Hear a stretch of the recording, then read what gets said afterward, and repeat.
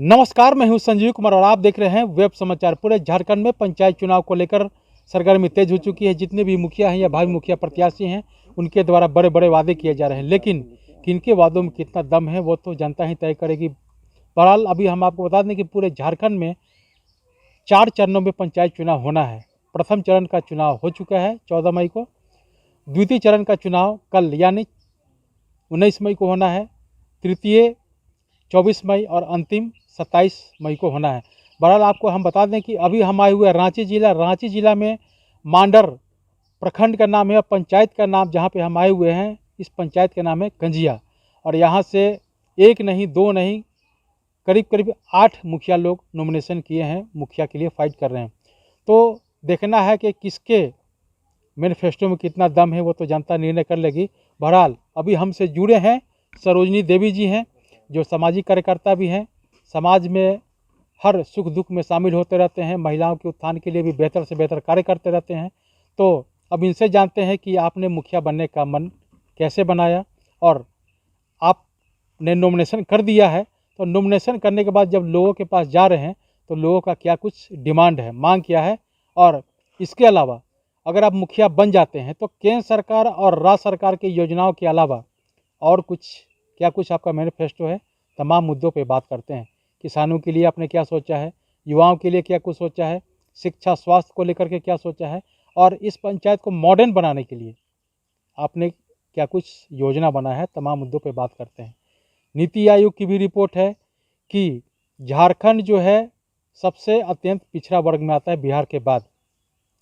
तो लोगों का कहना है, जो नीति आयोग का है, कि यहाँ की ज़मीन अमीर है लेकिन यहाँ के लोग गरीब हैं। आखिर गरीबी क्यों है, कारण क्या हो सकता है, तमाम मुद्दों पे मैं इनसे बात करता हूँ। पहले तो आपको सरोजनी जी वेब समाचार में बहुत बहुत स्वागत है। थैंक यू, अच्छा, ये धन्यवाद। बताइए कि आप सामाजिक कार्यकर्ता हैं, समाज के बीच में जाते हैं, लोगों से मिलते हैं, रूबरू होते हैं, तो आपने मुखिया बनने का मन कैसे बनाया? हम ऐसे अभी बहुत सा गांव में घूम चुके हैं और यहाँ पर देखें कि महिलाओं की स्थिति बहुत ख़राब जी। है ना। तो हमको लगा कि क्यों ना हम महिलाओं को ही आगे बढ़ाने का कोशिश करें और उनसे उनकी जो स्थिति है उसको हम सुधारने का कोशिश करें, है ना। इसलिए हम पहले तो प्राथमिकता देते हैं महिलाओं को, जीतने के बाद भी हम महिलाओं को ही आगे लाएंगे, क्योंकि महिलाएं मेरे से बहुत उम्मीद लेके हमको कह रही है कि दीदी ठीक है आप हैं तो हम लोग को आप पर विश्वास है। ऐसा कह के युवा लोग भी बोल रहे हैं और बुजुर्ग लोग भी बोल रहे हैं और माताएं भी, सभी कोई बोल रही है। सब लोग चाह रहे हैं कि इस बार आप मुखिया बनिए ताकि ईमानदारी पूर्वक इस पंचायत का डेवलपमेंट यानी विकास का काम हो सके। अच्छा, बताइए, आप जब आपने नॉमिनेशन कर दिया है तो नॉमिनेशन करने के बाद आप लोगों से रूबरू रहे हैं, मिल रहे हैं, तो लोगों का क्या डिमांड क्या रहा, क्या कुछ मांग कर रहे हैं? वो लोग कहते हैं ना कि यदि आप जीत भी जाएंगे या नहीं भी जीतिए तो भी ऐसे तो आपका व्यवहार हम लोग जानते हैं, लेकिन अगर आप जीत गए तो आप हम लोग को सबसे पहले घर आपके पास आएंगे तो हम लोग को बैठने के लिए बोलिए, है ना। हाँ, हमारा जो मान मर्यादा है वैसा हमको मिलना चाहिए, क्योंकि आप अभी आ रहे हैं हमारे पास तो हम आपको इज्जत से बैठा रहे हैं, उसी तरह हमको भी आप अपने घर में इज्जत से दीजिए, है ना। पंचायत में आप तो कोई भी हो उसका मान मर्यादा होना चाहिए। उनका मान मर्यादा होना, प्रतिष्ठा का हनन नहीं होना चाहिए। इस पंचायत के जितने भी परिवार हैं, जितने भी तरह से आपका घर है उसी तरह से इस पंचायत के जितने भी घर हैं वो आपका एक परिवार की तरह आप हमको सबको मान सम्मान मिलना चाहिए। तो लोगों का डिमांड है कि मान सम्मान मिलना चाहिए। अच्छा, आप ये बताइए कि कोई भी मुखिया बनता है तो केंद्र सरकार की और राज्य सरकार की जितने भी योजनाएं हैं वो तो कोई भी लोग काम कर लेगा। तो आपका मैनिफेस्टो क्या है किसानों के लिए, युवाओं के लिए, शिक्षा स्वास्थ्य रोजगार को लेकर? युवाओं का है अभी उन लोग कुछ जो कौशल विकास योजना के द्वारा कौशल विकास का है, उसमें अभी ये लोग बहुत प्रशिक्षण प्राप्त करके वो परीक्षण में ये करके और थोड़ा बाहर जा रहे हैं, कुछ मतलब अपना रोजी रोटी करने के लिए, है ना। तो उसमें भी कुछ लड़के लड़कियां हैं कि जैसे बेंगलोर जा रहे हैं, फिर ये क्या बोलते हैं केरल जा रहे हैं, राजस्थान जा रहे हैं या फिर तमिलनाडु जा रहे हैं। तो वहाँ थोड़ा सा इन लोगों को दिक्कत हो रही है जी। है तो ना। अगर यहाँ पे कौशल विकास योजना के द्वारा प्रशिक्षण प्राप्त कर लेंगे हाँ, तो इन लोग को यहाँ पे भी स्व- स्वरोजगार मिल मिलने जाएगा, का। ताकि चाहे हाँ, वो कंप्यूटर हो, मोबाइल यस। हो, हाँ, यस। इलेक्ट्रिक हो, इलेक्ट्रॉनिक हो, या कोई भी हो, हाँ, मछली पालन, मुर्गी पालन, जो भी आप हाँ, रोजगार लघु कुटीर उद्योग करना चाहें तो उन हाँ, लोग कर ये सकते लोग हैं। हाँ आसानी से कर लेंगे। और बात रही कि अपने घर में करेंगे तो और अच्छा और ज़्यादा रहेगा। रहेगा, परिवार के साथ हाँ, रहेंगे। परिवार के साथ रहेंगे हम्म, और परिवार भी उसको हेल्प करेगा। जी। और ये ऐसे मतलब अब देख मान ली के और बाहर जाने के दूसरों को बाद है भी कि हेल्थ पे भी, खाने पीने पे कोई हाँ ध्यान बहुत नहीं देते सारा हैं, पर तो यहाँ पे असर हर तरह पड़ता से है। केयर हो हाँ, सकता है। हाँ। अच्छा, किसानों के लिए आपने क्या सोचा है? किसानों को वही हम कह रहे हैं कि उनके लिए जो पानी की व्यवस्था अच्छी होनी चाहिए है ना। पानी जैसे बिजली की हाँ व्यवस्था होनी चाहिए। पानी और बिजली का। हम्म, बिजली का जैसे अभी गर्मी का दिन में जो खेती लगा हुआ है हम्म, उसमें तो पानी चाहिए पुरकस। हम्म, लेकिन बिजली की बहुत समस्या हम्म, है ना। समय से उनको पानी नहीं मिलता है बिजली के कारण। हम्म, क्योंकि अभी तो वो जो बिना बिजली वाला जो मशीन है वो हम्म, तो बहुत कम ही यूज करते हैं। अभी हम्म, सभी लोग बिजली वाला ही मशीन यूज करते हैं। हम्म, इसलिए थोड़ा सा किसान भी कमज़ोर हो जा रहा है। अपना जो उसमें पूंजी लगाता है वो भी डूब जाता है, जी। इससे हार जाता हम्म।